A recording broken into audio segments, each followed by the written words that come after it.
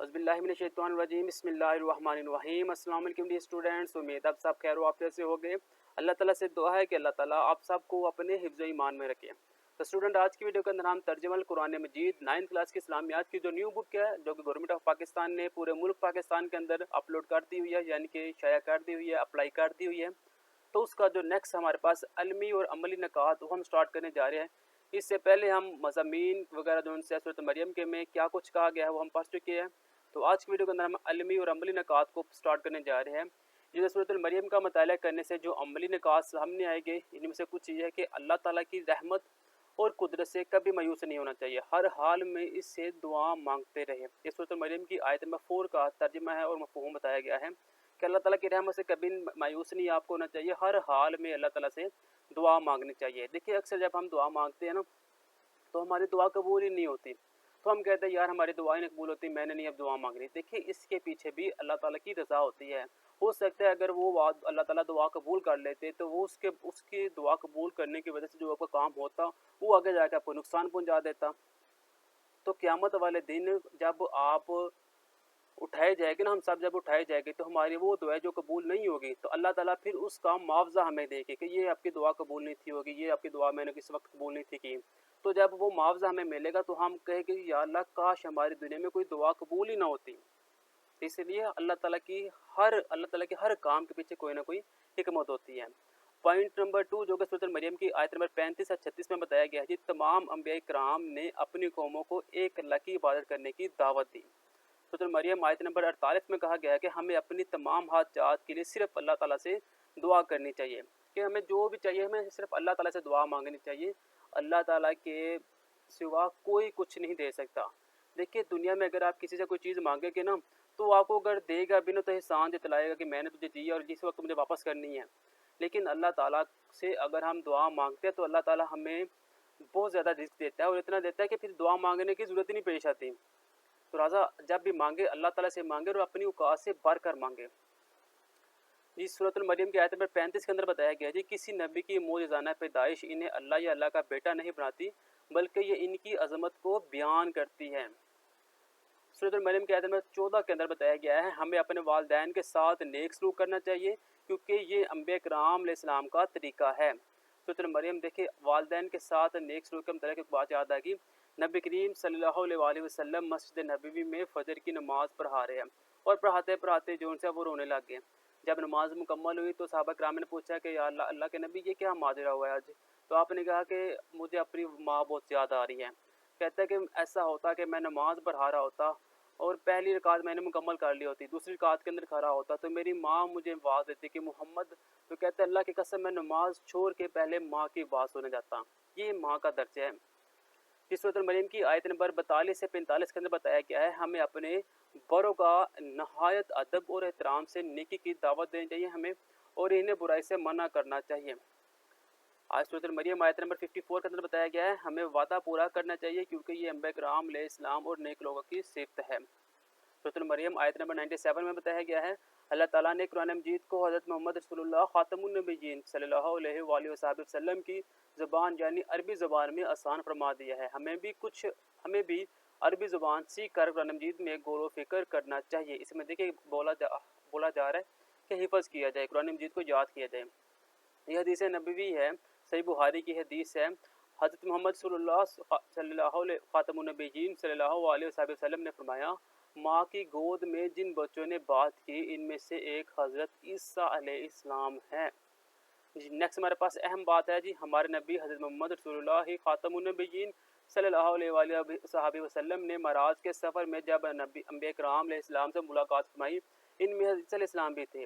जब मुलाकात हुई तो हज़रत ईसा अलैहिस्सलाम ने हज़रत मोहम्मद सल्लल्लाहु खातमुन नबिय्यीन सल्लल्लाहु अलैहि वसल्लम को देखकर फरमाया, खुश आमदीद नेक भाई, नेक भाई। सही बुखारी की यह हदीस है। हज़रत मोहम्मद सल्लल्लाहु खातमुन नबिय्यीन सल्लल्लाहु अलैहि वसल्लम ने हज़रत ईसा अलैहिस्सलाम का हुलिया मुबारक बयान फरमाते फरमाया, इनका कद जो सा वो दरमियाना, रंग सुर्ख व सफ़ेद था, वैसे लगते थे जैसे अभी गुस्ल खाने से बाहर आए हो। अभी सही बुखारी की हदीस है। ठीक हो गया। तो नेक्स्ट हमारे पास सूरतुल मरियम की आयत आ जाती है जो कि 95 इनकी आयतें मुकम्मल। तो इसमें से कुछ आयतें जो उनसे वो हमें बताई गई है। تو یہ جو آیت ہے یہ آپ نے ان کے جو ترجمے ہیں انہیں آپ نے اچھے طریقے سے یاد فرمانا ہے، ٹھیک ہے۔ اس میں سے جتنا بھی ترجمہ ہے وہ آپ نے بار بار اسے پڑھنا ہے اور اس کے تلفظ کو سمجھ کے آپ نے اس کو یاد کرنا ہے، اسی میں سے آپ کا جو پیپر ہے وہ بن کر آئے گا، ٹھیک ہے۔ اس کے بعد ہمارے پاس یہ کچھ آ جاتی ہے، نوٹ لکھا ہوا ہے جی سورۃ المریم کی آیت 30 تا 36 کے بامحاورہ ترجمے کا امتحان لیا جائے گا، یعنی کہ یہ جو آیت ہے 30 تا 36 کا نا بامحاورہ ترجمے کا امتحان لیا جانا ہے۔ دعائیں اس میں آ جائے گی جی وَهَبْ لِي مِن لَدُنَّكَ وَلِيًّا، تو مجھے اپنے پاس سے ایک وارث عطا فرما۔ ایک اور دعا ہے جی وَجَعَلَهُ رَبِّي رَضِيًّا، اور اے میرے رب اس کو پسندیدہ انسان بنا۔ یہ دعائیں ہیں جو ہمیں کرنی چاہیے۔ الفاظ میں نے جی اس میں سے الفاظ میں نہیں جو ان سے وہ آپ نے یاد کرنے، یہ MCQ میں بھی آ جاتے ہیں اور پیپر میں بھی یہ آ جاتے ہیں۔ اس کے بعد آ جاتا ہے جی آپ کے پاس MCQ، تو MCQ کو ہم سٹارٹ کر دیں جی۔ حبشہ کے بادشاہ کو کہا جاتا ہے، تو یہ ہم نے سب سے پہلی ویڈیو کے اندر دیکھا تھا، اسے نجاشی کہا جاتا ہے۔ جن دوستوں نے وہ ویڈیو نہیں دیکھی وہ ویڈیو پہلے لازمی دیکھیں۔ یہ جتنے بھی MCQs ہے وہ آپ ویڈیو دیکھیں گے تو آپ کو ان MCQs کو سالو کرنے میں بالکل آسانی ہو جائے گی۔ شاہ حبشہ کے دربار میں تلاوت کی گئی سورۃ المریم کی تلاوت کی گئی تھی، جو کہ حضرت جعفر رضی اللہ عنہ نے کی تھی۔ نجاشی کے دربار میں سورۃ مریم کی تلاوت کس نے کی تھی؟ یہ دیکھیے حضرت جعفر رضی اللہ عنہ نے کی تھی، ٹھیک ہے۔ سورۃ المریم میں انبیاء کرام کا ذکر ہے، تو وہ جی 7 انبیاء کرام کا ذکر ہے، یہ بھی ہم نے اس ویڈیو کے اندر دیکھا تھا، تو اسی لیے میں بار بار کہہ رہا ہوں کہ وہ ویڈیو آپ لوگوں کو لازمی دیکھیں۔ موجزانہ طریقے سے تخلیق ہوئی تھی حضرت عیسیٰ علیہ السلام کی، ٹھیک ہو گیا۔ اب مختصر سوالات آ جائے گی، سورۃ المریم کو یہ نام کیوں دیا گیا؟ سورۃ المریم کا خلاصہ لکھیے، سورۃ المریم کے اہم علمی اور عملی نکات میں سے 2 تحریر کرے۔ اب یہ باری باری سوال ہم دیکھ لیتے ہیں۔ پہلے جی سورۃ المریم کو یہ نام کیوں دیا گیا؟ تو یہ ہم چلتے ہیں ترجمے سے اوپر ہے ہمارے پاس اس کا جواب جی، تو یہ مضامین میں آ جائے گا جی سورۃ المریم کو اس لیے نام دیا گیا کہ اس میں اللہ تعالیٰ کی وحدانیت کا بیان ہے، یعنی اللہ تعالیٰ واحد ہے، اس کا کوئی بیٹا اور شریک نہیں، ٹھیک ہو گیا۔ اب اس کے جو کویشچن نمبر 2 کی جانب ہم دیکھتے ہیں۔ کویشچن نمبر 2 آ جائے گا سورۃ المریم کا خلاصہ لکھیے اور سورۃ المریم کے اہم علمی اور عملی نکات میں سے 2 تحریر کرے۔ پہلی یہ سوال نمبر 3 نیچے آ رہا ہے، یہ ہم دیکھتے جاتے ہیں۔ یہ جی علمی نکات، یہ عملی نکات، اس میں سے کوئی سے بھی آپ 2 لکھ سکتے ہیں، ٹھیک ہے۔ یہ آپ کے پاس 7-8 لکھے ہوئے ہیں۔ اب سورۃ مریم کا خلاصہ بیان کریں تو خلاصے میں آپ یہ 3 لائنیں لکھ سکتے ہیں، ٹھیک ہے۔ سورۃ المریم میں یہ بیان کیا گیا ہے، اس کا تذکرہ یہ ہے اور اس میں اسلام کی موزانہ تخلیق کا تفصیلی ذکر ہے، ٹھیک ہے۔ یہ آپ 3 لائنیں اس میں لکھتے گئے۔ یہ آپ کا کویشچن نمبر 2 یہاں سے لے کر یہاں تک کویشچن نمبر 2 آپ کا کمپلیٹ ہو جائے گا، اوکے ہو گیا۔ نیکسٹ کویشچن آ جائے گا ہجرت حبشہ کا سبب کیا تھا؟ کیونکہ جو ان سے مشرکین مکہ تھے وہ مسلمانوں کے اوپر ظلم کرنے لگے تھے۔ یہ جی ہم نے سر میں کیا ہے، یہ جب مشرکین مکہ مسلمان پر ظلم کر رہے تھے، اس موقع پر حضرت صلی اللہ علیہ وسلم خاتم النبیین صلی اللہ علیہ وسلم نے حضرت صحابہ کرام کو حبشہ کی طرف ہجرت کرنے کا حکم فرمایا، ٹھیک ہو گیا۔ لاسٹ میں جائے گا جی سورۃ المریم کی تلاوت سن کر نجاشی نے کیا کہا؟ اس نے کہا یہ تو جون سی ہے تلاوت ہے یہ انجیل میں ملتی جلتی ہے، یہ جی یہ نجاشی نے کہا یہ کلام اور انجیل ایک ہی چراغ کی روشنیاں ہیں، ٹھیک ہے۔ یہ آپ کے پاس مختصر سوالات کا جواب آ جائے گا، یہاں سے لے کے یہاں تک ہے، اوکے ہو گیا جی، بس یہی ہے۔ اب اس میں جی درج دینے سے کوئی سے 5 قرآنی الفاظ کے معنی لکھے۔ اب یہ جو سے ہے الفاظ معنی جو سے یہ آپ نے وہ اوپر یاد کیے ہوگے معنی، اس میں سے آپ نے دیکھنے اگر اس میں سے نہ ہوئے تو آپ کو ترجمے میں سے لازمی مل جائے گی، ٹھیک ہو گیا۔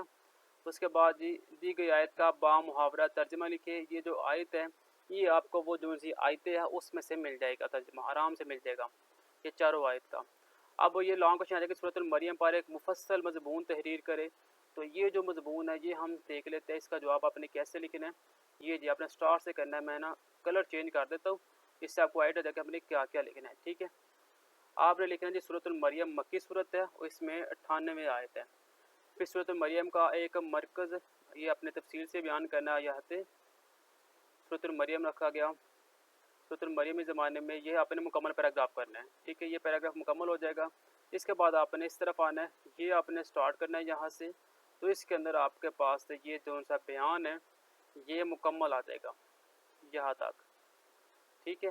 یہ بالکل آسان ہے، اسے آپ اپنے لفظوں کے اندر بھی لکھ سکتے ہیں۔ ایک مضمون آپ بنا لیں، اس میں دیکھ لیں کون کون سی چیزیں وہ پوچھ رہے ہیں، وہ تھوڑا سا اسکیچ آپ مائنڈ میں بنا لیں، تو یہ آپ کو جو سا کویشچن لازمی آسانی سے یاد ہو جائے گا۔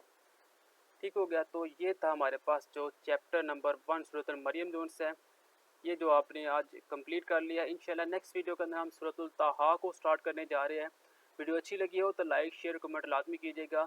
انشاءاللہ نیکسٹ ویڈیو میں ملتے ہیں, تب تک کے لیے دیں اجازت. اللہ نگہبان.